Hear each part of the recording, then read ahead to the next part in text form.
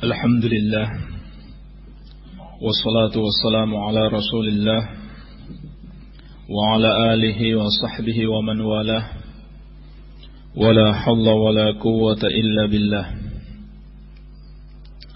Ikhwani fid din at-talabah dan para pendengar radio dakwah salafiyah rahimani wa rahimakumullah. Semoga Allah subhanahu wa ta'ala senantiasa mencurahkan rahmatnya kepada kita sekalian. InsyaAllah ta'ala kita akan melanjutkan pelajaran akidah dan akhlaq dari kitab Masailul Jahiliyah allati khalafa fiha Rasulullah sallallahu alaihi wasallam ahlal jahiliyah. Perangai-perangai jahiliyah yang diselisihi oleh Rasulullah sallallahu alaihi wa ala alihi wasallam. Karya Al-Imamul Allamah Syekhul Islam Al-Mujahidul Mujaddid Al-Syekh Muhammad ibn Abdul Wahhab rahimahullahu ta'ala rahmatan wasi'ah. Alhamdulillah, menjelang daurah masyayikh tahun ini kita akan menyelesaikan kitab ini. Mungkin 2 pertemuan lagi insyaallah ta'ala kitab ini selesai. Kita akan masuk pada bab yang ke-120. Qala al-muallif rahimahullah al-mas'alatul 'ishrun ba'dal mi'ah. Permasalahan yang ke-120. Da'wahum ittiba'as salaf ma'a tasrih bi mukhalafatihim. Klaim orang-orang jahiliyah sebagai pengikut salaf atau mereka mengikuti salaf, tetapi bersamaan dengan itu mereka juga jelas-jelas menyelisihi jalan as-salaf. Inilah salah satu karakter jahiliyah yang menyebabkan mereka keluar dari jalan Allah subhanahu wa ta'ala. Mengikuti salaf di sisi mereka hanyalah omongan belaka, hanyalah klaim yang tidak sesuai dengan kenyataannya. Kenyataannya justru mereka menyelisihi jalan as-salaf. Bahkan mereka lakukan itu terang-terangan. Ini adalah sifat orang-orang Yahudi dan Nasrani di masa jahiliyah dahulu atau di masa sebelum Islam. Orang-orang Yahudi mengklaim mereka mengikuti generasi awal yang beriman kepada Nabi Musa alaihi salam, yaitu sahabat-sahabat Nabi Musa. Demikian pula orang-orang Nasrani, mereka juga mengklaim mereka pengikut sahabat-sahabat Nabi Isa alaihi salam. Tetapi kenyataannya mereka menyelisihi ajaran Nabi Musa dan orang-orang yang beriman kepadanya.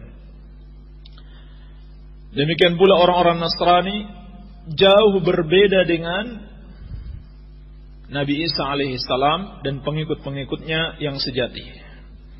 Karena kenyataannya mereka telah kafir kepada Allah, mereka menyekutukannya, mereka telah merubah agama Nabi Musa dan Nabi Isa alaihi wassalam. Bahkan lebih dari itu, mereka mengklaim bahwa mereka adalah pengikut Nabi Ibrahim alaihi salam. Sampai mereka katakan Nabi Ibrahim dan para nabi setelahnya adalah Yahudi dan Nasrani. Di dalam Al-Quran Allah subhanahu wa ta'ala membantah ucapan mereka, am taquluna inna Ibrahim wa Ismail wa Ishaq wa Yaqub wal asbat kanu hudan aw nasara, dalam surat Al-Baqarah ayat ke-140. Apakah kalian mengatakan bahwa Ibrahim, Ismail, Ishaq, Yaqub dan asbat, yaitu anak-anaknya Yaqub, mereka itu Yahudi atau Nasrani? Ini pengingkaran terhadap ucapan mereka. Juga Allah subhanahu wa ta'ala menegaskan pengingkaran terhadap kedustaan mereka. Kedustaan mengklaim bahwa mereka pengikut para nabi sebelumnya. Makana Ibrahimu Yahudiyan wala Nasraniyan walakin kana hanifan muslima wa ma kana minal musyrikin. Kata Allah Subhanahu wa taala, tidaklah Nabi Ibrahim alaihissalam itu seorang Yahudi, tidak pula seorang Nasrani, akan tetapi beliau adalah seorang yang hanif, yaitu seorang yang berpaling dari kesyirikan dan selalu mentauhidkan Allah, muslimah, seorang muslim yang selalu berserah diri tunduk kepada Allah dengan tauhid, menjalankan perintahnya, menjauhi larangannya. Wa ma kana minal musyrikin, dan beliau tidaklah termasuk orang-orang yang menyekutukan Allah Subhanahu wa taala. Maka Allah Subhanahu wa taala sendiri yang membantah mereka. Mengaku-ngaku pengikut para nabi dan rasul, pengikut para sahabat setia, orang-orang yang beriman kepada para nabi dan rasul tersebut, tetapi amalan mereka justru bertentangan dan menyelisihi amalan para nabi dan rasul tersebut. Dan banyak sekali disebutkan dalam Al-Quran, seperti celaan Allah Subhanahu wa ta'ala kepada orang-orang Yahudi. Wa qalatil yahudu Uzair ibn Allah, dan orang-orang Yahudi mengatakan Uzair itu anak Allah. Jelas bertentangan dengan tauhidnya Nabi Musa alaihissalam dan Nabi Isa alaihissalam. Iya. Bahkan mereka katakan Allah itu fakir. Laqad sami'a Allahu qaulal ladzina qalu inna Allaha faqir wa nahnu aghnia. Luar biasa ini ucapan orang-orang Yahudi. Sungguh Allah telah mendengarkan ucapan orang-orang yang mengatakan sesungguhnya Allah itu fakir dan kamilah orang-orang yang kaya. Dalam surat Ali Imran ayat ke-181. Bahkan mereka mengatakan waqalatil yahudu yadullahi maghlulah. Dan orang-orang Yahudi mengatakan tangan Allah Subhanahu wa taala itu terikat. Allah membantahnya bal yadahu mabsutatan. Bahkan kedua tangan Allah itu terbuka. Kedua tangan Allah Subhanahu wa taala terbuka. Artinya apa? Orang-orang Yahudi ini mengakui Allah memiliki tangan. Dan Allah kabarkan pengakuan mereka dan Allah tidak membantah. Bahkan yang dibantah Allah adalah ucapan mereka maglulah. Tangan Allah itu terbelenggu. Allah katakan Allah tidak membantah keyakinan mereka Allah memiliki tangan. Yang Allah bantah adalah keyakinan mereka tangan Allah terbelenggu. Maka kata Allah bal yadahu mabsutatan. Sehingga kata para ulama, keyakinan orang-orang Yahudi ini lebih buruk daripada keyakinan Jahmiyah dan diikuti oleh orang-orang sufi di masa ini. Keyakinan Jahmiyah apa? Allah tidak memiliki tangan. Mereka tafsirkan seenak perut mereka. Yang dimaksud dengan tangan Allah kata mereka iradatul in'am, keinginan untuk memberi nikmat. Atau al-quwwah, yang dimaksud dengan tangan adalah kekuatan. Dari mana tafsir mereka? Tafsir mereka dari diri mereka sendiri, bukan dari Rasulullah sallallahu alaihi wasallam dan bukan pula dari para sahabat Rasulullah sallallahu alaihi wasallam. Bersamaan dengan itu mereka juga mengikuti salaf. Atau mereka mengklaim mereka mengikuti salaf. Bersamaan dengan penyelisihan yang luar biasa ini, mengikuti akidah yang menurut hawa nafsu mereka, bukan mengikuti salaf, tetapi mereka mengklaim mereka juga mengikuti salaf. Iya. Nah, Anda bisa lihat pondok-pondok pesantren yang mengajarkan akidah sesat seperti ini tidak jarang ditulis di depan pondoknya pesantren salafiyah, ya. Pesantren Ahlus Sunnah wal Jamaah, Aswajah katanya. Tetapi akidah mereka tidak seperti akidah Rasulullah sallallahu alaihi wasallam dan para sahabatnya. Tidak seperti akidah salaf. Demikian pula orang-orang Nasrani. Mereka mengaku mengikuti Nabi Isa alaihissalam dan generasi awal yang beriman kepada beliau, tetapi mereka mengatakan waqalatin nasara al-masih ibnullah. Sebagaimana yang Allah firmankan dalam Al-Qur'an, orang-orang Nasrani mengatakan Isa alaihissalam adalah anak Allah Subhanahu wa taala. Oleh karena itu Allah mengkafirkan mereka. Laqad kafara alladziina qalu innallaha huwal masih ibnu Maryam. Sungguh telah kafir orang yang mengatakan Allah itu adalah Al-Masih Nabi Isa bin Maryam. Juga firman Allah laqad kafara alladziina qalu innallaha tsalitsu tsalatsah. Sungguh telah kafir orang-orang yang mengatakan Allah itu satu di antara yang tiga. Maka Nabi sallallahu alaihi wasallam diutus untuk menyelisihi perangai ahlul jahiliyah ini. Artinya Nabi sallallahu alaihi wasallam diutus untuk menerangkan kepada manusia jangan menyelisihi antara klaim dan amalan, antara ucapan dan perbuatan. Kalau kalian mengaku beriman kepada Allah dan Rasul-Nya, mengaku pengikut salaf, maka ikuti jalan Allah dan Rasul-Nya, ikuti jalan generasi as-salafus salih ridwanullahi ta'ala alaihim ajma'in. Sebagaimana yang Allah firmankan terhadap orang-orang yang mengaku cinta kepada Allah. Apa bukti cinta kalian kepada Allah? Dalam surat Ali Imran ayat ke-31 Allah mengatakan, "Qul in kuntum tuhibbunallaha fattabi'uni yuhibbukumullah wa yaghfir lakum dzunubakum wallahu ghafurur rahim." Katakan wahai Muhammad, katakan kepada umatmu, katakan kepada umat manusia, apabila kalian benar-benar mencintai Allah, fattabi'uni, maka ikutilah aku. Ittiba'lah kepadaku. Yuhibbukumullah wa yaghfir lakum dzunubakum. Barulah kemudian Allah Subhanahu wa taala akan mencintai kalian dan mengampuni dosa-dosa kalian. Wallahu ghafurur rahim, dan Allah Maha Pengampun lagi Maha Penyayang. Iya. Maka mengklaim cinta kepada Allah harus dibuktikan. Dibuktikan dengan apa? Ittiba'ur Rasul sallallahu alaihi wasallam. Demikian pula klaim cinta kepada Nabi sallallahu alaihi wasallam. Berarti harus mengikuti ajaran beliau. Dan juga pengakuan mengikuti salaf tidak cukup hanya sekedar pengakuan belaka, harus dibuktikan dengan apa?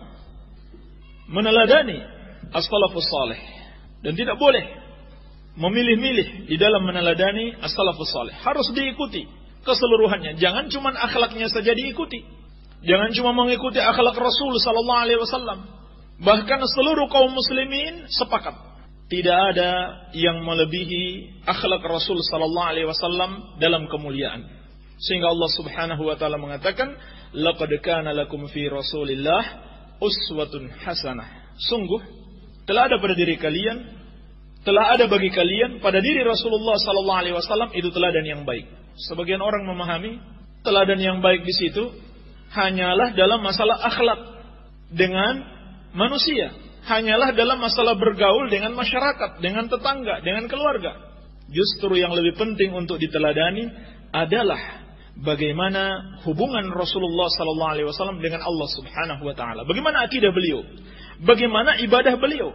Berapa banyak orang yang menyerukan mengikuti akhlak Nabi sallallahu alaihi wasallam, tetapi mereka beribadah menyelisihi Rasulullah sallallahu alaihi wasallam. Mereka berkeyakinan menyelisihi keyakinan Rasulullah sallallahu alaihi wasallam dan para sahabatnya. Dan Allah Subhanahu wa taala mengingatkan, "Wa ma ataakumur rasulu fakhudhuhu wa ma nahakum anhu fantahu." Dan apapun yang datang dari Rasul, maka ambillah dia. Dan apapun yang dilarangnya, maka tinggalkanlah. Maka ini adalah peringatan bagi kita sekalian mengikuti salaf, mengaku cinta kepada Allah, cinta kepada Rasul sallallahu alaihi wasallam, cinta kepada para sahabat ridwanullahi taala alaihim ajma'in, haruslah disertai dengan ittiba kepada jalan mereka, mengikuti jalan mereka, tidak menyelisihinya. Dan sampai hari ini masih banyak dari kalangan Yahudi dan Nasrani mengaku mengikuti agama Nabi Musa dan mengaku mengikuti agama Nabi Isa alaihissalam. Tetapi pengakuan-pengakuan mereka itu justru dibantah dengan kenyataan yang ada pada mereka. Mereka menyekutukan Allah, mereka kafir kepadanya, mereka merubah-rubah syariatnya, maka berarti mereka sudah tidak sama lagi dengan pengikut Nabi Musa dan Nabi Isa alaihissalam yang hakiki. Baik. Dan sampai hari ini pula, seluruh ahlul bid'ah yang mengada-ngadakan sesuatu yang baru di dalam agama, akidah mereka baru, ibadah mereka baru, tidak sesuai dengan petunjuk Rasulullah sallallahu alaihi wasallam, tidak sama atau jauh berbeda dengan akidah dan ibadah para sahabat Rasulullah sallallahu alaihi wasallam. Tetapi bersamaan dengan itu mereka masih mengklaim mereka pengikut salaf, pengikut Rasul sallallahu alaihi wasallam. Ini banyak, ya, banyak sekali orang-orang yang beribadah di kuburan, orang-orang yang berdoa kepada Allah Subhanahu wa taala di sisi kuburan orang yang saleh. Bahkan dia meminta kepada penghuni kubur tersebut, itu masih mengklaim kami salafiyah, kami aswajah, Ahlussunnah wal Jamaah katanya, ya. Tetapi pada kenyataannya perbuatan mereka tersebut justru merupakan perbuatan kesyirikan dan kekufuran kepada Allah Subhanahu wa taala, yang justru itulah yang diperangi oleh Rasulullah sallallahu alaihi wasallam dan para sahabatnya. Orang-orang yang membangun kuburan, menghias-hiasi kuburan. Justru Nabi sallallahu alaihi wasallam memerintahkan kepada para sahabatnya untuk meratakan kuburan. Seperti dalam hadis Muslim dari Ali bin Abi Thalib radhiyallahu taala anhu, beliau mengatakan kepada pegawainya Abul Hayyaj Al-Asadi rahimahullah, "Ala ab'atsukum ala ma ba'athani alaihi Rasulullah sallallahu alaihi wasallam, alla tad'a timthalan illa tamastahu wa la qabran musyrifan illa sawaitahu." Aku akan utus engkau sebagaimana Rasulullah sallallahu alaihi wasallam mengutusku, yaitu janganlah engkau biarkan sebuah patung kecuali engkau hancurkan. Di dalam riwayat yang lain surah, gambar, baik gambar yang berupa pahatan atau lukisan yang bernyawa, semuanya engkau hancurkan. Dan tidaklah kuburan yang ditinggikan kecuali engkau ratakan. Dan ini pula yang diserukan oleh Al-Imam Syafi'i rahimahullahu ta'ala. Tapi hari ini ada orang yang mengaku salafi, pengikut salaf, pondoknya dinamakan pondok salafiyah, mengklaim mengikuti mazhab Ahlus Sunnah wal Jamaah, menamakan diri dengan aswajah, bahkan membuat laskar-laskar aswajah. Iya. Bahkan mengaku pengikut Syafi'i, mereka membangun kuburan. Dan mereka mencela orang-orang yang mau menghancurkan kuburan-kuburan yang ditinggikan. Seperti yang dilakukan oleh Syekh Muhammad bin Abdul Wahhab rahimahullahu ta'ala dan pengikut-pengikut beliau di awal memasuki daerah Hijaz. Semua kuburan-kuburan yang ditinggikan diratakan, seperti perintah Nabi SAW kepada para sahabatnya. Namun mereka tidak senang, padahal mereka mengklaim mereka mengikuti salaf. Baik. Jadi intinya di sini termasuk perangai yang sangat tercelah, mengaku-ngaku mengikuti salaf, tetapi kenyataannya menyelisihi jalan salaf itu sendiri. Dalam babul asma wa sifat banyak sekali. Salaf tidak pernah mentakwilkan istiwa dengan istila, tapi mereka tafsirkan. Mereka palingkan maknanya dari istiwa menjadi istila, menjadi berkuasa. Mereka tidak beriman. Dan mereka tambahkan berbagai macam ucapan-ucapan yang baru yang tidak diucapkan oleh salaf. Mereka katakan Allah ada tanpa tempat, Allah ada tanpa ruang dan waktu. Tidak usah mengucapkan ucapan seperti ini. Ini ucapan yang tidak diucapkan oleh salaf. Iya. Dan mereka mengira Allah Subhanahu wa taala itu seperti makhluk. Kalau Allah di atas arsy, mereka langsung mengikuti logika mereka. Kalau begitu Allah seperti makhluk.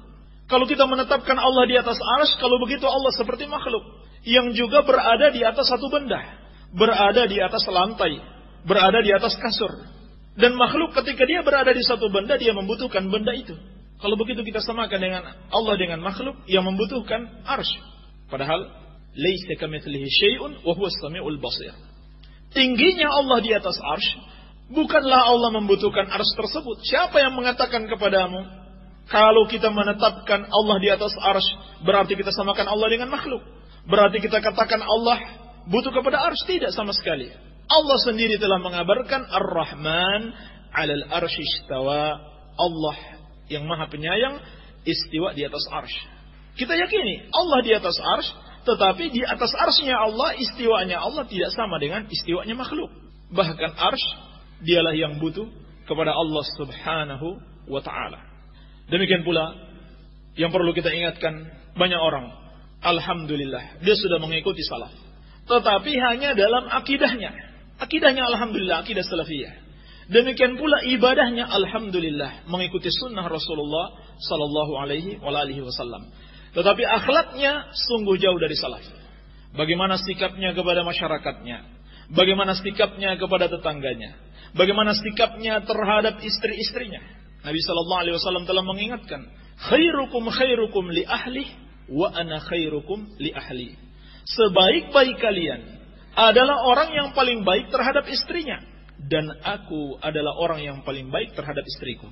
Ini telah ada Nabi sallallahu alaihi wasallam. Tetapi ada orang yang alhamdulillah akidahnya salafi, ibadahnya salafi, tetapi sikapnya terhadap istrinya belum menunjukkan akhlak sebagai seorang salafi.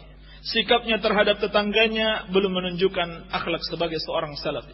Sikapnya terhadap masyarakatnya belum menunjukkan akhlak sebagai seorang salafi. Bahkan seringkali sikapnya terhadap gurunya, terhadap ustadznya yang membimbing dia untuk mengenal salaf, belum menunjukkan akhlak sebagai seorang salafi. Iya. Demikian pula yang akhir-akhir ini terjadi. Sebagian orang, alhamdulillah, akidah salafiyah, ibadah sesuai petunjuk Rasulullah sallallahu alaihi wasallam, tetapi akhlaknya sangat jauh dari jalan Rasulullah sallallahu alaihi wasallam dan para sahabatnya. Khususnya di dalam menjaga persatuan kaum muslimin. Seakan-akan mereka menyangka yang namanya salafiyah itu harus senantiasa bermusuhan dengan orang-orang yang melakukan kesalahan, meskipun dia itu masih bisa dinasihati. Meskipun dia itu kalau dijelaskan kebenaran, maka dia akan mengikuti kebenaran tersebut. Maka yang mereka tancapkan adalah permusuhan kepada setiap orang yang melakukan kesalahan. Iya. Demikian pula sebagian orang yang alhamdulillah akidahnya sudah salafiyah, ibadahnya sudah mengikuti Rasul sallallahu alaihi wasallam, tetapi tidak berusaha menjaga persatuan. Persatuan Ahlus Sunnati wal Jamaah. Mereka mengira persatuan itu hanya di atas akidah, hanya di atas ibadah, tidak dengan disertai akhlakul karimah. Sehingga yang terjadi apa yang kita saksikan, perpecahan di tengah-tengah Ahlus Sunnati wal Jamaah. Dan Nabi sallallahu alaihi wasallam telah mengingatkan, bersatunya kaum muslimin di atas akidah dan di atas ibadah yang benar belum menjadi jaminan mereka itu selamat dari at-tahrish, pemecah belahan yang dilakukan oleh syaitan. Baik syaitan dari kalangan manusia maupun syaitan dari kalangan jin. Seperti sabda Nabi sallallahu alaihi wasallam dalam hadis Muslim dari Jabir bin Abdullah radhiyallahu anhu, "Inna syaitana qad aisa ay ya'budahul musallun fi jaziratil Arab, walakin at-tahrish bainahum." Sesungguhnya syaitan itu sudah putus asa untuk disembah oleh orang-orang yang salat di jazirah Arab, tetapi dia belum putus asa untuk memecah belah di kalangan mereka. Artinya apa? Orang-orang ini sudah betul-betul mentauhidkan Allah. Mereka tidak lagi menyekutukan Allah, sehingga setan sudah putus asa. Ibadah mereka sudah mengikuti Rasulullah sallallahu alaihi wasallam, sehingga setan sudah putus asa untuk mengajak mereka kepada kesyirikan, mengajak mereka kepada bid'ah. Tetapi at-tahrish bainahum, setan belum putus asa untuk memecah belah mereka. Artinya apa? Walaupun akidahnya sudah salafiyah, ibadahnya sudah mencontoh Rasul sallallahu alaihi wasallam, tetapi kalau akhlaknya tidak mencontoh Rasul, maka masih ada peluang bagi syaitan untuk memecah belah mereka. Oleh karena itu, Nabi sallallahu alaihi wasallam mengajarkan kepada kita untuk menahan diri. Menahan diri dari berbagai macam perkara-perkara yang kita belum mengembalikannya kepada para ulama. Sehingga Nabi sallallahu alaihi wasallam mengatakan kepada Asy'aj Abdul Qais, "Inna fika la khaslatain." Sesungguhnya dalam dirimu ada dua akhlak yang mulia, yuhibbuhum Allah, yang dicintai Allah. Al-hilmu wal anah. Penyantun, suka memaafkan, dan al-anah, menahan diri, tidak reaksioner, tidak langsung mengambil sikap ketika ada satu perkara terjadi, tapi tahan diri, sabar. Sampai perkaranya engkau kembalikan kepada orang-orang yang berilmu. Ada sebagian orang mengaku salafi, setiap datang kabar dia sebarkan. Setiap datang berita tentang Ustadz Fulan, Ikhwan Fulan melakukan ini dan itu, langsung dia sebarkan. Ini sikap yang tercela, bukan sifat Ahlus Sunnati wal Jamaah. Allah Subhanahu wa taala telah mencela perbuatan tersebut di dalam Al-Qur'an. Wa idza ja'ahum amrun minal amni awil khawfi adza'u bih walau radduhu ila ar-rasuli wa ila ulil amri minhum la'alimahu alladhina yastanbitunahu minhum. Dan apabila datang kepada mereka suatu perkara tentang keamanan dan ketakutan, berita keamanan dan ketakutan, yakni berita yang berhubungan dengan kemaslahatan umum, yang akan menyebabkan berbagai macam hal di tengah-tengah masyarakat umum, bukan berhubungan dengan pribadi belaka. Kalau disebarkan akan menimbulkan goncangan. Maka berita itu ketika datang kepada mereka ada ubih, langsung mereka sebarkan. Allah mencela hal tersebut. Andaikan mereka kembalikan kepada Rasul dan kepada ulil amr, pemegang urusan di antara mereka, baik dari kalangan umara maupun dari kalangan orang-orang yang berilmu. Maka kata Allah, kalau mereka serahkan kepada Rasul dan pemegang urusan di antara mereka, la'alimahul ladzina yastambitunahu minhum. Maka orang yang ingin mengambil suatu istimbat hukum darinya, dia akan tahu ini yang benar di dalam bersikap, ini yang seharusnya dalam bersikap. Tetapi sebagian orang, Masya Allah, sudah bagaikan ulama besar. Setiap menerima suatu kabar, langsung dia sebarkan. Ustadz Fulan begini dan begitu, langsung dia sebarkan. Dia tidak peduli apa dampak yang akan terjadi dari ucapannya tersebut.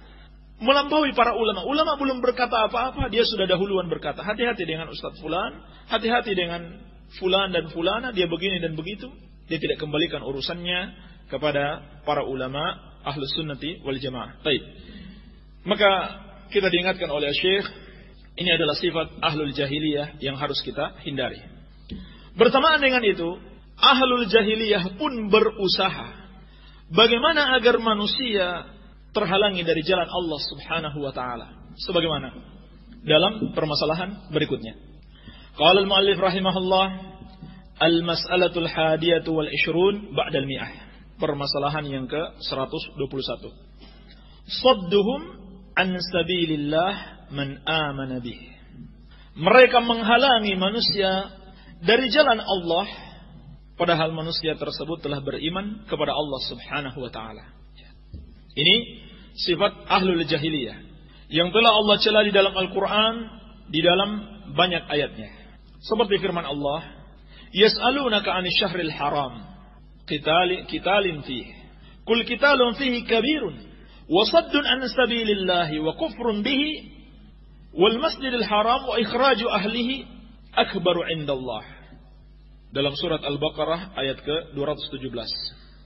Mereka bertanya kepadamu tentang bulan-bulan haram, yakni tentang berperang di bulan haram. Ini haram.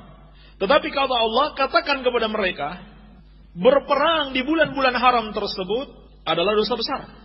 Dan juga kata Allah, menghalangi manusia dari jalan Allah dan kufur kepadanya, dan menghalangi manusia dari Masjidil Haram dan mengeluarkan orang-orang yang ada di masjid tersebut, akbaru indallah, yang itu lebih besar dosanya di sisi Allah Subhanahu wa taala. Iya. Dan juga Allah Subhanahu wa taala berfirman, innal ladzina kafaru wa yasudduna an sabilillah wal masjidil haram alladzi ja'alnahu lin-nas. Sesungguhnya orang-orang kafir dan mereka yang menghalangi manusia dari jalan Allah dan dari Masjidil Haram yang kami telah jadikan Masjidil Haram itu bagi manusia. Dalam surat Al-Hajj ayat ke-25. Jadi yang melakukan itu adalah orang-orang kafir dahulu. Ini akhlak jahiliyah, menghalangi manusia dari jalan Allah. Juga firman Allah, alladzina kafaru wa saddu an sabilillah adalla a'malahum. Dalam surat Muhammad ayat pertama.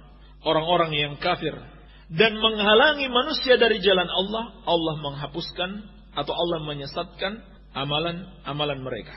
Ini semua celaan-celaan Allah Subhanahu wa taala terhadap ahlul jahiliyah yang menghalangi manusia dari jalan Allah Subhanahu wa taala. Maka Rasulullah sallallahu alaihi wasallam datang untuk menyelisihi mereka. Mereka menghalangi manusia dari jalan Allah. Sebaliknya Nabi sallallahu alaihi wasallam mengajak manusia kembali kepada jalan tersebut. Sebagaimana firman Allah, "Wa anna hadha siratan mustaqiman fattabi'uhu wa la tattabi'us subula fatafarraqa bikum an sabilihi." Dan bahwasanya inilah jalanku yang lurus. Ikutilah jalan tersebut dan jangan kalian mengikuti jalan-jalan yang lain yang akan menyebabkan kalian tercerai-berai dari jalan Allah Subhanahu wa taala. Jadi berbeda dengan apa yang dilakukan ahlul jahiliyah. Ahlul jahiliyah sebaliknya, mereka menghalangi dari jalan Allah dan mereka mengajak manusia kepada jalan selainnya. Demikian pula firman Allah Subhanahu wa taala, "Qul hadhihi sabili ad'u ila Allahi 'ala basirah ana wa man ittaba'ani wa subhanallahi wa ma ana minal musyrikin." Dalam surat Yusuf ayat ke-108. Katakanlah wahai Muhammad, inilah jalanku. Aku mengajak kepada Allah di atas ilmu. Aku dan orang-orang yang mengikuti aku juga mengajak kepada Allah di atas ilmu. Maka Inilah jalan Rasul sallallahu alaihi wasallam dan para sahabatnya, mengajak kepada Allah Subhanahu wa taala berdasarkan ilmu, bukan sekedar berdakwah, tetapi dakwah dibangun di atas ilmu. Artinya apa? Mereka yang berdakwah tanpa ilmu berarti mereka mengajak manusia untuk mengikuti selain daripada jalan Allah, dan mereka menghalangi manusia untuk mengikuti jalan Allah Subhanahu wa taala.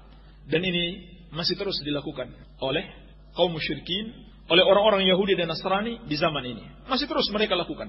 Iya. Mereka terus berusaha bagaimana menghalangi manusia dari jalan Allah Subhanahu wa taala dengan segala daya dan upaya mereka. Sampai hari ini terjadi. Orang-orang yang Yahudi dan Nasrani berusaha untuk memurtadkan kaum muslimin. Bahkan mereka tidak peduli kalaupun harus membunuh dan melenyapkan kaum muslimin dari muka bumi ini. Mereka tidak peduli. Namun tujuan utama mereka adalah bagaimana agar kaum muslimin itu murtad, keluar dari agama Islam. Sehingga sangat mengherankan kalau ada seorang muslim memberikan penghargaan kepada orang kafir, seperti yang dilakukan oleh mantan ketua pengurus pusat Muhammadiyah yang bernama Ahmad Syafi'i Ma'arif. Seorang kafir yang dicurigai berada di balik pemurtadan umat Islam. Dicurigai ya, berada di balik pemurtadan umat Islam oleh banyak kaum muslimin. Ya. Sebagaimana pengakuannya di media massa, saya dicurigai oleh banyak kaum muslimin berusaha untuk memurtadkan mereka dengan apa? Dengan aksi-aksi sosial, dengan proyek-proyek kemanusiaan, bangun jalan, ya. Memberdayakan petani, walaupun hasilnya belum benar-benar kita lihat di tengah-tengah masyarakat. Dicurigai oleh kaum muslimin, ini orang sebetulnya ingin memurtadkan kaum muslimin dengan jalan apa? Memberikan bantuan-bantuan finansial. Tetapi oleh ketua Muhammadiyah melalui lembaganya yang bernama Ma'arif Institute diberikan penghargaan, diberikan Ma'arif Award tahun 2012. Iya.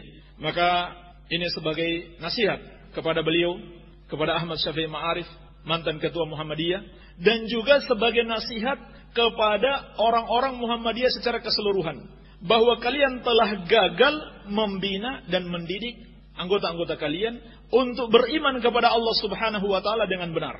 Maka di sini akan kami berikan beberapa catatan. Beberapa catatan terhadap mantan ketua Muhammadiyah tersebut. Iya. Dan demikian pula kepada stasiun televisi Metro TV yang juga membantu penyiaran acara tersebut. Kita katakan, apa yang Anda lakukan bertentangan dengan akidah Islam. Saya akan berikan 5 catatan. Catatan yang pertama, Allah Subhanahu wa taala memerintahkan kita untuk memusuhi musuhnya. Siapa musuhnya? Semua orang yang kafir kepadanya adalah musuhnya. Sebagaimana Allah perintahkan kita mencintai orang yang beriman kepadanya. Bagaimana bisa Anda sebagai seorang muslim memberikan penghormatan dan penghargaan kepada musuh Allah? Bagaimana bisa Anda tertipu dengan proyek-proyek kemanusiaannya dan meninggalkan akidah Islam untuk memusuhi orang-orang kafir? Ini sekaligus permasalahan yang berikutnya. Qala al-muallif rahimahullah, al-mas'alatu tsaniyah wal 20 ba'da al-mi'ah. Permasalahan yang ke-122. Mawaddatuhumul kufra wal kafirin. Di antara perangai jahiliyah, mereka mencintai kekafiran dan orang-orang kafir.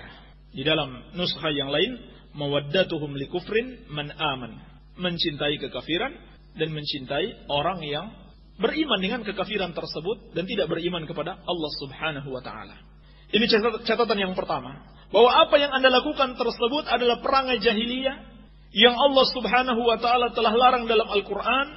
Ya ayyuhalladzina amanu la tattakhidul yahuda wan nasara awliya ba'duhum awliya'u ba'din wa may yatawallahum minhum wa may yatawallahum minkum fa innahu minhum innallaha la yahdil qaumadz zalimin, dalam surat Al-Maidah ayat ke-51. Wahai orang-orang yang beriman, janganlah kalian menjadikan orang-orang Yahudi dan Nasrani sebagai orang-orang yang kalian cintai. Sebagian mereka hanya pantas mencintai sebagian yang lainnya. Barang siapa di antara kalian yang berwala, loyal, cinta kepada mereka, maka dia bagian dari mereka. Sesungguhnya Allah tidak akan menolong atau memberikan hidayah kepada orang-orang yang zalim tersebut. Ini bahaya yang sangat besar sekali. Mencintai orang-orang kafir dapat menyebabkan seorang itu kafir, keluar dari Islam. Karena Allah mengatakan, "Wa may yatawallahum minkum fa innahu minhum." Siapa di antara kalian yang berwala, loyal, cinta kepada mereka, senang kepada mereka, maka dia bagian dari mereka. Ini termasuk orang-orang yang senang dengan pemain bola kafir, dengan artis kafir. Na'udzubillah. Bahkan sampai menangis. Lady Gaga nggak jadi datang. Dalam keadaan mereka sudah tahu dia itu kafir. Na'udzubillah. Ini termasuk. Wa may yatawallahu minkum fa innahu minhum. Siapa di antara kalian yang berwala, cinta, loyal, senang, setia kepada mereka, maka dia bagian dari mereka, dia bukan lagi bagian dari kaum muslimin. Meskipun ulama di sini ada perincian, siapa yang mencintai orang kafir karena dunia, maka dia fasik. Adapun yang mencintai mereka karena agama mereka, maka dia kafir seperti mereka. Dan Allah menegaskan, la tajidu qauman yu'minuna billahi wal yawmil akhir yuwadduna man haddallaha wa rasulah. Engkau tidak akan dapati orang-orang yang benar-benar beriman kepada Allah dan hari akhir itu berkasih sayang dengan orang-orang yang memusuhi Allah dan Rasulnya. Dan juga Allah berfirman, bagaimana seharusnya kaum mukminin bersikap terhadap orang-orang kafir. Qad kanat lakum uswatun hasanah fi Ibrahim walladzina ma'ahu idh qalu liqaumihim inna bura'a'u minkum wa mimma ta'buduna min dunillah kafarna bikum wa bada bainana wa bainakumul adawatu wal baghdha'u abadan hatta tu'minu billahi wahdah. Sungguh kata Allah, telah ada bagi kalian teladan yang baik pada diri Nabi Ibrahim alaihissalam dan para sahabatnya. Ketika mereka berkata kepada kaumnya sendiri, ada orang tua mereka, ada kerabat-kerabat mereka. Sesungguhnya kami berlepas diri dari kalian. Dan dari apa yang kalian sembah selain Allah, kami ingkari kalian. Kami tidak setuju dengan kekafiran kalian. Dan telah nampak permusuhan dan kebencian antara kami dengan kalian untuk selama-lamanya sampai kalian beriman kepada Allah yang satu saja. Maka teladan para nabi dan rasul menampakkan kebencian dan permusuhan. Bukan sebaliknya, orang kafir kamu berikan penghargaan. Na'udzubillah. Ini jelas-jelas bertentangan dengan akidah Islam. Ini catatan yang pertama. Catatan yang kedua, apa yang Anda lakukan tersebut adalah bentuk ketertipuan terhadap amalan-amalan yang dilakukan oleh orang-orang kafir. Apa yang Anda lakukan tersebut hanyalah Anda telah tertipu dengan amalan-amalan yang zahirnya nampak baik yang dilakukan oleh orang-orang kafir. Padahal amalan-amalan tersebut sama sekali tidak ada nilainya di sisi Allah Subhanahu wa taala. Kenapa? Karena mereka telah melakukan kejahatan yang sangat besar. Kafir kepada Allah dan Rasulnya. Jangan Anda tertipu dengan sumbangan yang diberikan orang kafir. Membangun jalan, membangun ekonomi masyarakat desa. Padahal di balik itu ada misi untuk memurtadkan kaum muslimin. Allah telah menegaskan, وَمَا مَنَعَهُمْ أَن تُقْبَلَ مِنْهُمْ نَفَقَاتُهُمْ إِلَّا أَنَّهُمْ كَفَرُوا بِاللَّهِ وَبِرَسُولِهِ. Tidak ada yang menghalangi mereka untuk diterimanya sedekah-sedekah yang mereka berikan, kecuali karena mereka kafir kepada Allah dan Rasulnya. Juga Allah telah tegaskan, وَقَدِمْنَا إِلَى مَا عَمِلُوا مِنْ عَمَلٍ فَجَعَلْنَاهُ هَبَاءً مَنْثُورًا. Dalam surat Al-Furqan ayat ke-23. Kami hadapi di akhirat kelak amalan-amalan yang pernah mereka kerjakan, dan kami jadikan amalan-amalan tersebut hanya bagaikan debu-debu yang berterbangan, tidak ada nilainya sama sekali. Bahkan para nabi dan rasul, Allah katakan, walau asyraku lahabita anhum ma kanu ya'malun. Andaikan mereka melakukan syirik, terhapuslah amalan yang pernah mereka kerjakan. Dalam surat Al-An'am ayat ke-88. Bahkan Nabi SAW, Allah ingatkan, la in asyrakta la yahbatanna amaluka wa la takunanna minal khasirin. Dalam surat Az-Zumar ayat ke-65.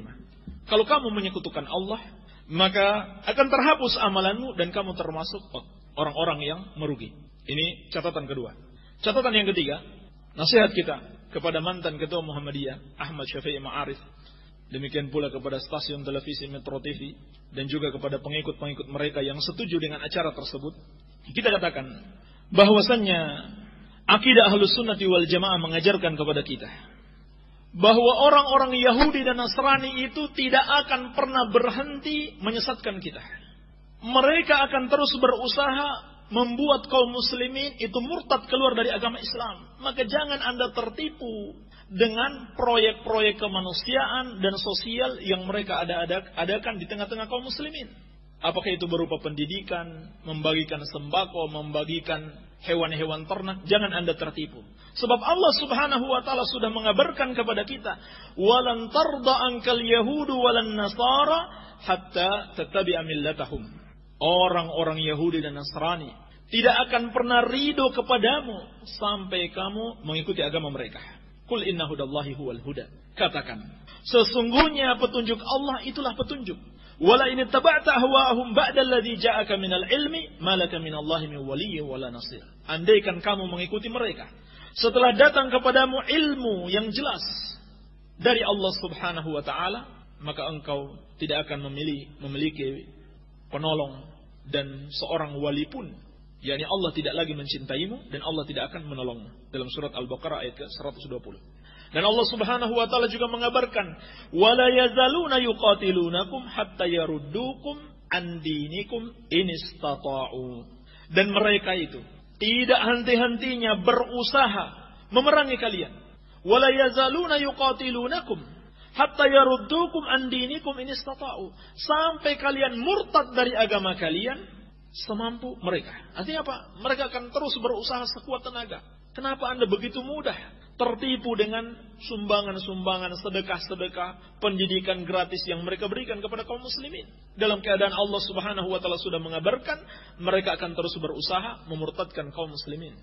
Catatan yang keempat, bahwasannya akidah Islam, akidah Ahlus Sunnah wal Jamaah, akidah Salafiyah yang disepakati oleh seluruh ulama, termasuk ulama dari 4 mazhab Abu Hanifah, Malik, Syafi'i dan Ahmad, seluruhnya ijma sepakat bahwasannya orang yang mati dalam kekafiran, orang yang menyekutukan Allah, tempat mereka kekal di dalam neraka Jahannam, mereka tidak akan pernah masuk surga dan mereka adalah makhluk yang paling hina. Allah tegaskan dalam Al-Qur'an, "Innal ladzina kafaru min ahlil kitabi wal musyrikin fi nari jahannam khalidina fiha ulaika hum syarrul bariyah." Sesungguhnya orang-orang kafir dari kalangan Yahudi dan Nasrani dan kaum musyrikin seluruhnya, mereka berada di neraka Jahannam, mereka kekal di dalamnya, mereka itulah syarrul bariyah, seburuk-buruknya makhluk. Allah menghinakan mereka, Allah kabarkan mereka adalah seburuk-buruknya makhluk. Kenapa Anda memberikan penghormatan dan penghargaan kepada mereka? Na'udzubillah. Dan juga Allah kabarkan, "Am tahsabu anna aktsarahum yasma'un aw ya'qilun inhum illa kal an'am bal hum adallu sabila."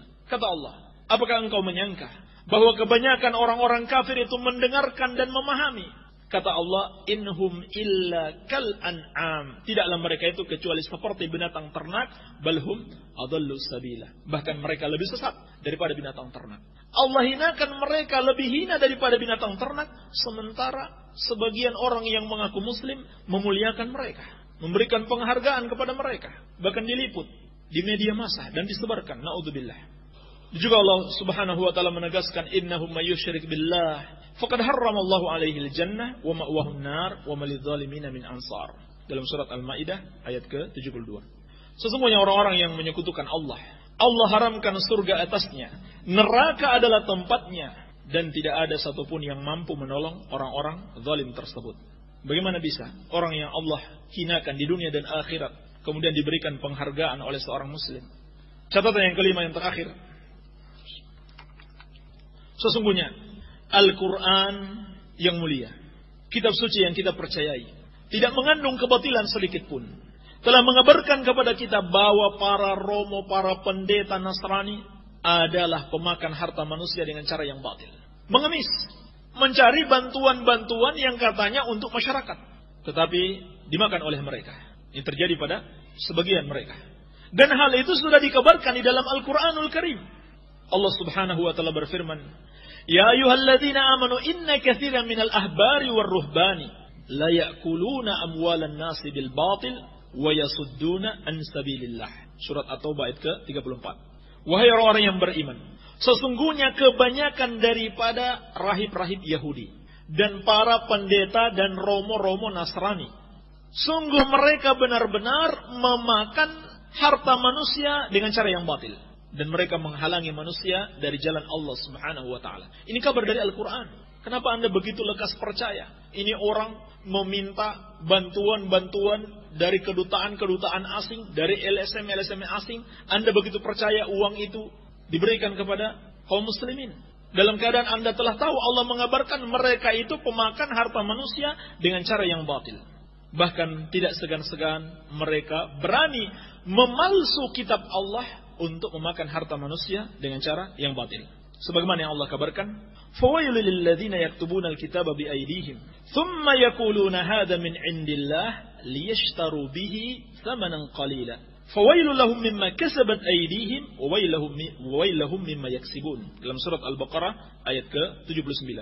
Maka celakalah orang-orang yang menulis Alkitab dengan tangan-tangan mereka sendiri, kemudian mereka mengatakan ini dari sisi Allah. Ditulis oleh tangan mereka, tapi mereka katakan ini wahyu Allah. Untuk apa? Untuk mendapatkan sedikit dari keuntungan duniawi ini. Dia jual ayat-ayat Allah untuk mendapatkan keuntungan duniawi.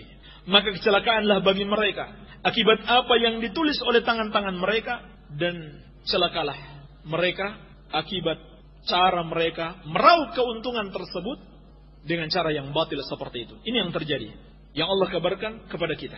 Maka hendaklah Anda bertobat kepada Allah Subhanahu wa taala. Dan ini sekaligus pelajaran kepada warga Muhammadiyah secara umum, sekaligus jawaban terhadap pertanyaan yang dulu pernah ditanyakan oleh seorang warga Muhammadiyah, apa saja penyimpangan di Muhammadiyah katanya.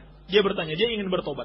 Maka kita katakan, ini diantara penyimpangan besar, seorang mantan ketua Muhammadiyah telah gagal dididik oleh Muhammadiyah untuk menjadi seorang muslim yang benar, mengikuti akidah yang benar, justru loyal kepada orang-orang kafir, memberikan penghargaan kepada orang-orang kafir yang dicurigai sebagai otak di belakang kristenisasi yang terjadi di Kampung Laut.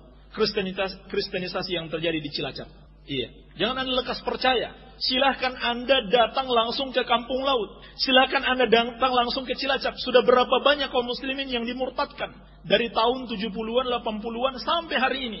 Ratusan bahkan mungkin ribuan orang yang dimurtadkan oleh mereka. Bagaimana bisa ini seorang bisa tertipu dengan omongan-omongan orang-orang kafir tersebut. Bahkan katanya orang FPI saja, Front Pembela Islam, ini menurut Syafi'i Ma'arif ya. Syafi'i Ma'arif mengatakan FPI saja menghormati orang kafir ini. Iya. Jadi betapa banyak orang yang tertipu dengannya.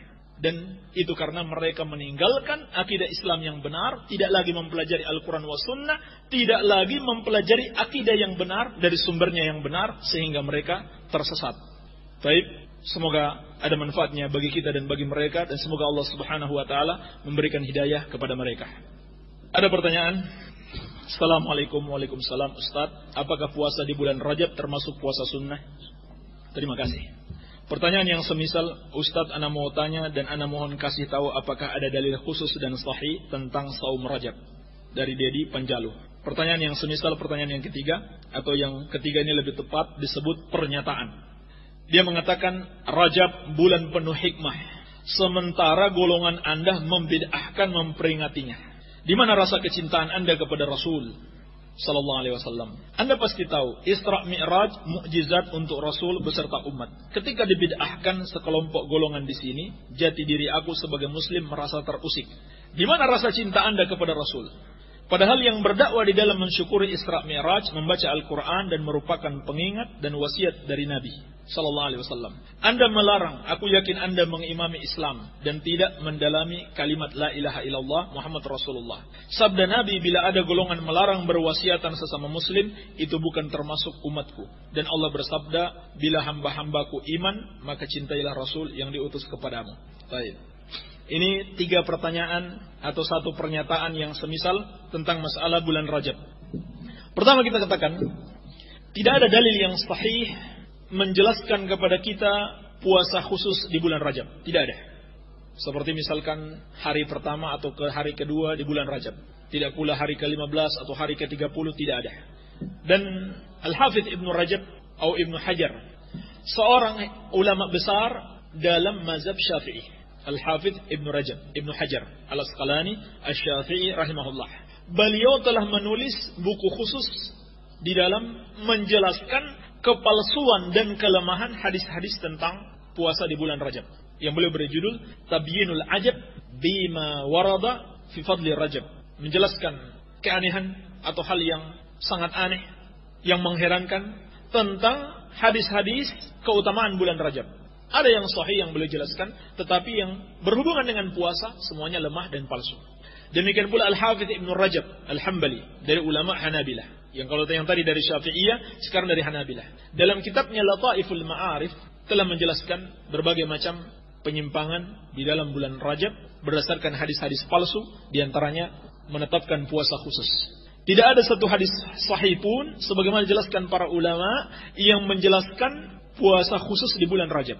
Tetapi tidak mengapa seorang berpuasa kalau bertepatan dengan misalkan hari Senin atau hari Kamis, atau dia biasa puasa Daud, sehari puasa sehari berbuka, tidak mengapa. Bukan karena ada hubungannya secara khusus dengan bulan Rajab. Baik, ini yang pertama, dijelaskan para ulama kita. Yang kedua, Anda mengatakan Rajab bulan penuh hikmah, sementara golongan Anda membid'ahkan memperingatinya. Di mana rasa kecintaan Anda kepada Rasul sallallahu alaihi wasallam? Maka kita katakan, justru karena kita mencintai Rasul alaihi salatu wasallam, maka kita tidak mengikuti sesuatu yang tidak berdasarkan petunjuk beliau. Beliau mengabarkan betul, Rajab adalah bulan haram, salah satu dari 4 bulan haram. Tetapi beliau tidak memerintahkan kita melakukan puasa khusus atau ibadah khusus di bulan itu. Kalau Anda benar-benar mencintai Rasul sallallahu alaihi wasallam, maka jangan Anda turuti hawa nafsu Anda. Menurut saya ini baik, tetapi ikuti apa yang diamalkan oleh Rasul. Ini hakikat cinta yang sebenarnya. Dan juga Nabi sallallahu alaihi wasallam tidak sedikit pun mencontohkan adanya peringatan terhadap bulan Rajab. Apa ada sabda Nabi sallallahu alaihi wasallam? Tidak ada sedikit pun. Demikian pula para sahabat, sepeninggal Nabi sallallahu alaihi wasallam tidak pernah memperingati bulan Rajab, tidak pula Isra Mi'raj, tidak pula Maulid Nabi, tidak ada sama sekali. Kalau Anda benar-benar mencintai Rasul, mestinya Anda hanya meneladani beliau sallallahu alaihi wasallam. Demikian pula kalau Anda mencintai Allah sebagaimana yang kita jelaskan tadi, qul in kuntum tuhibbunallaha fattabi'uni. Kalau engkau benar-benar mencintai Allah, ikutilah aku, ikuti Rasul sallallahu alaihi wasallam. Berarti apa yang tidak dicontohkan oleh Rasul jangan engkau ada-adakan. Dan Nabi sallallahu alaihi wasallam sendiri telah mengingatkan, iyyakum wa muhdatsatil umur fa inna kulla muhdatsatin bid'ah wa kullu bid'atin dhalalah wa kullu dhalalatin finnar. Hati-hati kalian dengan perkara baru yang tidak dicontohkan oleh Nabi di dalam agama ini. Karena setiap yang baru itu adalah bid'ah, setiap bid'ah itu sesat. Setiap yang sesat tempatnya di neraka. Siapa yang mengucapkan ini? Apakah kita yang mengucapkan atau Nabi? Jelas Nabi sallallahu alaihi wasallam yang mengucapkannya. Dan beliau juga mengatakan, "Man 'amila 'amalan laisa 'alaihi amruna fahuwa raddun." Barang siapa yang mengerjakan suatu amalan tidak ada padanya perintah dan petunjuk dari kami, maka amalan tersebut tertolak. Percuma Anda beribadah kalau ternyata tidak dicontohkan oleh Nabi sallallahu alaihi wasallam, maka amalan itu tertolak. Sehingga Anda mengatakan bahwasannya itu adalah wasiat Nabi, maka silakan datangkan dalilnya. Satu hadis yang sahih kalau ada perintah Nabi memperingati bulan Rajab, kalau ada perintah Nabi berpuasa secara khusus di bulan Rajab, kalau ada perintah Nabi memperingati Isra Mi'raj dan yang lainnya. Kalau Anda betul-betul seorang muslim yang hakiki, mestinya Anda terusik ketika orang-orang menyelisihi Rasul sallallahu alaihi wasallam. Mereka telah berani beribadah tanpa ada petunjuk dari Nabi sallallahu alaihi wasallam. Karena hal itu seakan-akan mereka mengatakan Nabi itu kedudukannya di bawah kita. Kenapa? Karena kita mampu melakukan ibadah yang belum dilakukan oleh Nabi. Demikianlah harusnya Anda terusik dengan perbuatan bid'ah. Sama saja orang yang melakukan bid'ah itu telah menuduh Nabi sallallahu alaihi wasallam belum mengajarkan kebaikan seluruhnya. Karena dia masih mengamalkan kebaikan yang dia anggap sebagai kebaikan, padahal bukan kebaikan, yaitu peringatan Rajab, peringatan Isra Mi'raj. Padahal Nabi tidak mengajarkannya. Mestinya Anda terusik sebagai seorang muslim. Karena perbuatan tersebut seakan-akan menuduh Nabi sallallahu alaihi wasallam belum mengajarkan semua kebaikan, sehingga perlu ditambah-tambah lagi. Dan sebagai faedah, demikian pula di bulan Rajab ini ada satu amalan yang mereka namakan dengan salat raghaib atau salat Rajab. Ini juga hadisnya palsu sebagaimana yang dijelaskan Al-Imam Ibnul Jauzi rahimahullah di dalam kitabnya Al-Mawdu'at. Salat raghaib itu adalah salat yang dilakukan pada malam Jumat pertama bulan Rajab antara maghrib dan isya. Kemudian di siang harinya sebelum pelaksanaan salat raghaib, yakni pada hari Kamisnya, dianjurkan puasa sunnah. Adapun pelaksanaan salat raghaib itu 12 rakaat. Membaca Al-Fatihah sekali, surat Al-Qadar 3 kali, dan surat Al-Ikhlas sebanyak 12 kali. Kemudian setelah itu dianjurkan membaca salawat kepada Nabi sallallahu alaihi wasallam sebanyak 70 kali. Ini hadisnya palsu, tidak benar dari Nabi sallallahu alaihi wasallam sebagaimana dijelaskan para ulama muhadditsin, para ulama ahlul hadis. Baik. Assalamualaikum. Waalaikumsalam Pak Ustaz. Apakah salat awwabin antara salat maghrib dan isya termasuk sunnah Rasul dan berapa rakaat dicontohkannya? Ini juga hadis-hadisnya lemah. Adanya salat terus-menerus antara maghrib dan isya. Hadis-hadisnya lemah. Adapun yang dimaksud dengan salatul awwabin itu adalah salatul duha, bukan salat antara maghrib dan isya sebagaimana dijelaskan dalam riwayat Muslim dari Zaid bin Arqam, ra'a qauman yusalluna minad duha. Beliau melihat ada suatu kaum salat di waktu duha. Faqala ama laqad alimu anna salata fi ghairi hadhihi sa'a afdal. Maka beliau mengatakan bahwasannya apakah mereka telah mengetahui salat pada selain waktu ini lebih afdal. Yani beliau mengatakan inna Rasulullah sallallahu alaihi wasallam qaal, Rasulullah sallallahu alaihi wasallam bersabda, salatul awwabin hina tarmadul fisal. Salat awwabin, yani orang-orang yang bertaubat ketika anak-anak onta sudah bangkit karena kepanasan. Jadi ini waktu duha yang paling afdal. Ketika sudah kepanasan, anak-anak onta itu bangkit. Artinya ketika matahari sudah mulai panas sebelum waktu zuhur. Ini yang namanya salat awwabin, ini waktu duha yang paling bagus. Baik. Barangkali ini saja yang bisa kita bahas. Semoga ada manfaatnya. Lebih dan kurangnya saya mohon maaf. Subhanakallahumma bihamdika asyhadu an la ilaha illa anta astaghfiruka wa atubu ilaik. Wa sallallahu ala nabiyyina Muhammadin wa alihi wa sallam. Wa akhiru da'wana anil hamdulillahi rabbil alamin.